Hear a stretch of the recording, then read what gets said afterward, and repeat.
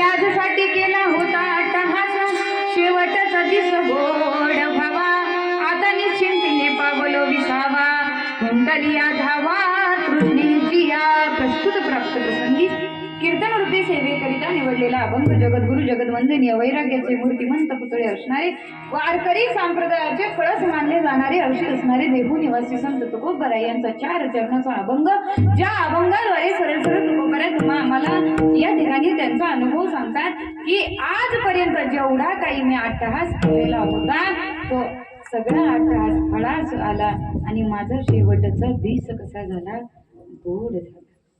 बरं, नुसता शेवटचा दिवस गोड झाला नाही महाराज, बरं म्हणतात शेवटचा दिवस गोड झाल्यामुळं मी इतका अट्टहास केल्यामुळं आता निश्चिंतने, आता निश्चितपणे मी काय पावलो आहे, विसावा पावलो आहे, विश्रांती पावलो आहे.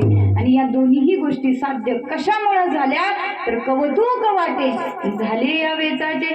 आजपर्यंत मी जे मंगळ असं गुणवान असं देवाचं नामस्मरण केलं ना, त्याचं मला आजपर्यंत कौतुक वाटतं. कारण याचा फायदा असा झाला, सहजासहजी प्राप्त न होणारी जी मुक्ती आहे त्या मुक्तीला मी नवरी म्हणून परिणिलं, एवढं महात्म्य असं माझ्या हाती लागलं. हा झाला अभंगाचा सरळ सरळ भावार्थ. विठ्ठल विठ्ठल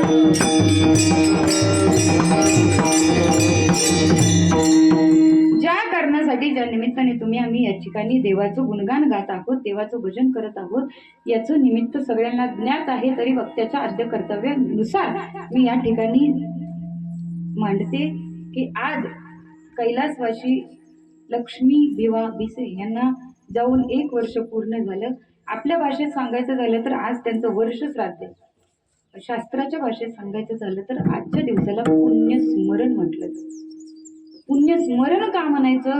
कारण आजच्या दिवशी गेलेल्या जीवाच्या पुण्याचं स्मरण करायचं असतं, म्हणून हा दिवस. आजपर्यंत त्या जीवाने आपल्यावरती काही ना काहीतरी उपकार केलेले आहे. जेवढे काही कुटुंब असतील, त्यांच्या संगतीमध्ये आलेले सगळे असतील, त्यांच्यावरती त्यांचे गेलेल्या जीवाचे काहीतरी उपकार असतात. या उपकारामधून परतफेड करण्याकरिता आजचा दिवस असतो, म्हणून पुण्यस्मरण झालं. गेलेला जीव आहे महाराज, आणि त्या जीवाला यदा कदाचित पुढे पुण्याची कमतरता भासली तर आपण इथून दान धर्माच्या माध्यमातून, ज्ञानदानाच्या माध्यमातून, वस्त्रदानाच्या माध्यमातून, अन्नदानाच्या माध्यमातून हे दान धर्माचं पुण्य आपण कुणाच्या नावे वाहतो? त्या गेलेल्या जीवाच्या नावे या ठिकाणी समर्पित करतो, आणि मग त्यांच्या पुण्यामध्ये वाढ होते.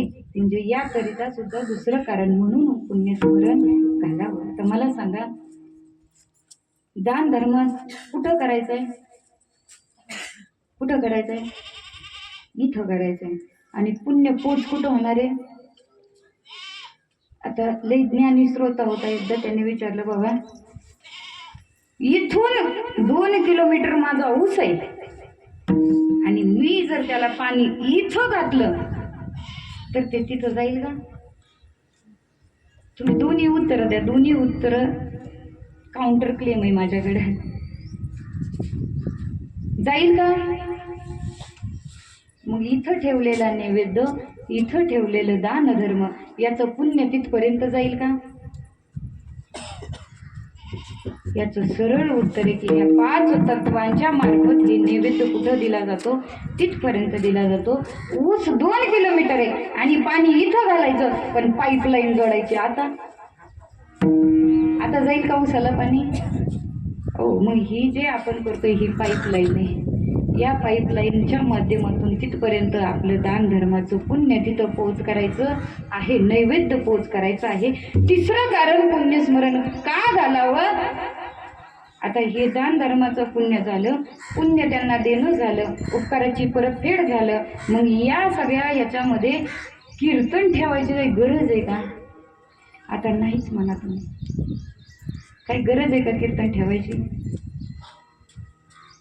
महाराज म्हणतात गेलेला जीव आहे, पण त्या गेलेल्या जीवाच्या पश्चात जेवढे राहिलेले आहेत ना, त्यांना काहीतरी मिळावं, किंवा हा सुद्धा दिवस आपल्या नशिबात आहे याची जाणीव व्हावी, म्हणून कीर्तन असावं. कारण मी काही इथं माझा पदार्थ सांगणार नाही. मी तर हमाल भारवाही, जो धन्याचा भांडार आहे तो उघडणार आहे. मी तर हमाल भारवाही, इतकंच नाही. तो बरं म्हणतात आता तरी पुढे हाची उपदेश. जे झालंय ते बघू नका. जो गेलेला जीव आहे, त्या जीवाच्या पश्चात जेवढे जीव आहे त्यांच्यासाठी आता तरी पुढे हाची उपदेश. महाराज बघा, आज एवढा सगळा सोहळा आहे. आजच्या दिवसाला सोहळाच म्हणायचं महाराज. का म्हणायचं? कारण आजच्या दिवसामध्ये 11 ते 1चा मुहूर्त असतो, आणि या मुहूर्तामध्ये गेलेल्या जीवाला पुढची गती प्राप्त होत असते. आणि आज इथं काही फक्त त्याच उपस्थित आहेत असं नाही बरं. आज भिसे परिवाराचे जेवढे पित्र आहेत, जेवढे पूर्वज आहेत, तेवढे सगळे आशीर्वाद देण्यासाठी इथं आहेत. तुकोबराय म्हणतात त्यांच्यासारखा श्रेष्ठ आशीर्वाद दुसरा कुठलाच नाही. तुका म्हणे पितृ आशीर्वाद देती, कल्याण इच्छिती त्यांचे सकळ. तुकोबराय म्हणतात पितरांसारखा जो आशीर्वाद आहे तो सामान्य सकळांच्या आशीर्वादामध्ये तेवढी किंमत नाही. कारण त्यांचं समाधान झालं. बघा, सहजासहजी लई संकट आली, लई दुःख झालं, आणि तुम्ही ब्राह्मण काकाकडे गेलं तर ब्राह्मण काका तुम्हाला 2च दोष सांगतील. पहिला सांगतील सर्पदोष आहे, आणि दुसरा सांगतील पितृदोष आहे. म्हणजे दोषामध्ये सुद्धा सगळ्यात मोठा दोष, जर दुःखामध्ये पितृ असतील, त्यांचं समाधान झालेलं नसेल तर ते दुःख कुणाच्या माथ्यावर येतं? आपल्या माथ्यावर येतो म्हणून पुण्यस्मरण घालावं. विठ्ठल विठ्ठल